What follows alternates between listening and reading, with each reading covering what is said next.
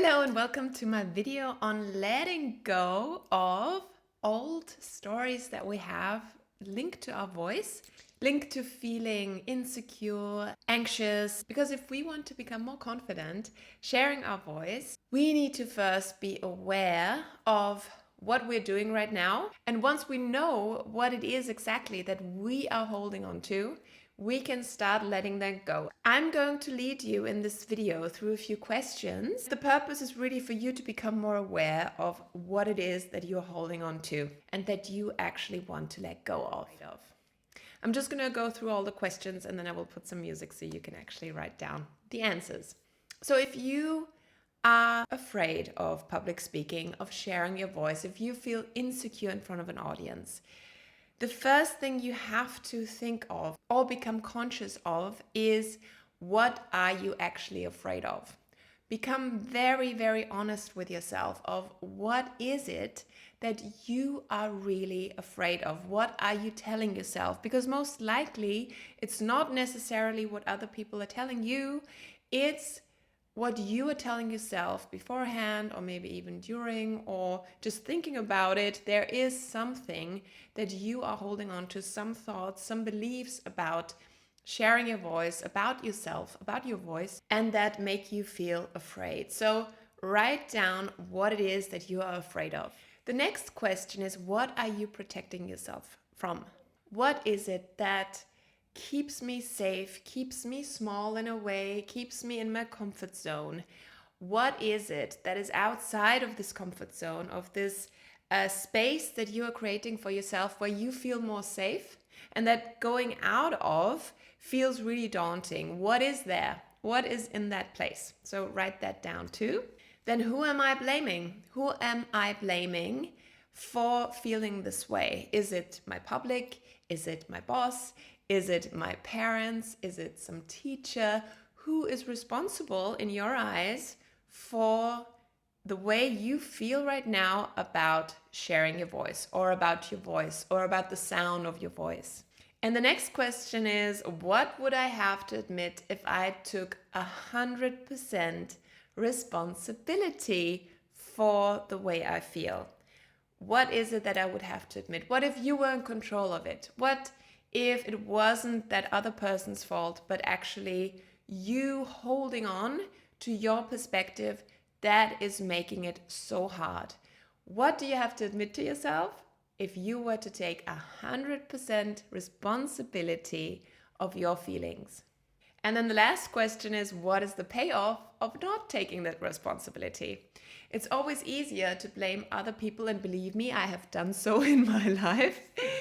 And always look at the fault in other people, and if they behave differently, if they did something in a different way, if they had treated us differently, we would not be where we are right now. We would be so much further, so much better, so much richer, so much more confident, right? There is a payoff though by blaming the other person and not taking the responsibility. And for myself in my life, I can say that not taking the responsibility has been easy in a sense that I didn't have to change anything about myself, because it's so much harder to actually look yourself in the eye and say, no, actually it's you. It's you who is holding on to a certain perspective of things and making it hard for things to change. And there is music, and I want you to take, I think it's like 3 minutes, but you of course can take longer than that to write down the answers to these questions. And I'll see you after these questions.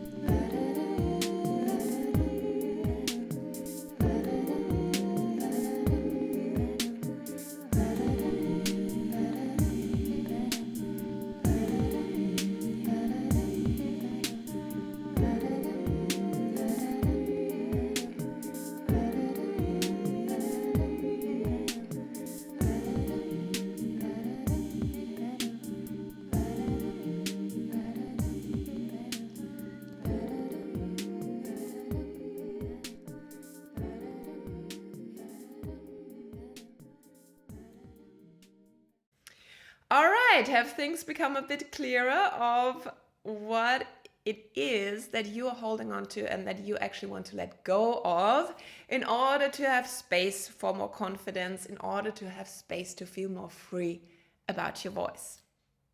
Okay, now that you've written all of this down, I would like you to write a list of all the things that you do want instead of this, okay? Instead of the thoughts of everything that you're holding on to, everything that you're afraid of. Now that this has become so much clearer, what perspective you have been holding on to, I want you to become very clear on what perspective you want to adopt instead. And that could be, I want public speaking to be easy. I want it to be light. I want to feel authentic when I step in front of an audience. I feel authentic in front of this audience. I feel like I can be myself. I am responsible of the way I step in front of an audience, and that means that I need to be my best on that day. And I have another video on how to take care of yourself before a presentation and how to be your best in a presentation. But it's really all about writing down what you want instead, or what you want and what that would actually feel like. And I'm going to put the same music again. Take this time to feel what it feels like to feel really good about your voice.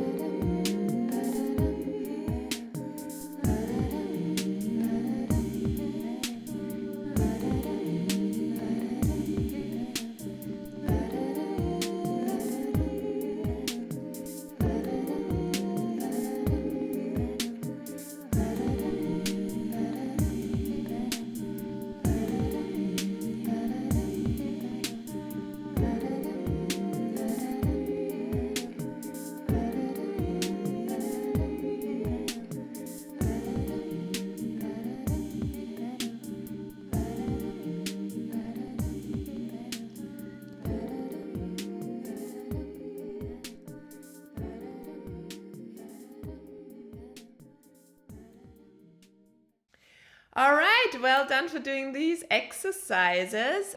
I hope it has become so much more apparent what you don't want anymore and what you want, and that it is actually absolutely in your hands to make these changes. If you want more information about how to feel more confident for public speaking, you can watch my other videos. You can subscribe to my YouTube channel and watch my future videos. And And you can also always look at my website and my coaching packages, of course, because that's what I do. Thank you so much. I wish you all the best. Happy holidays. All the best for 2024. And I'll see you in my next video. Bye.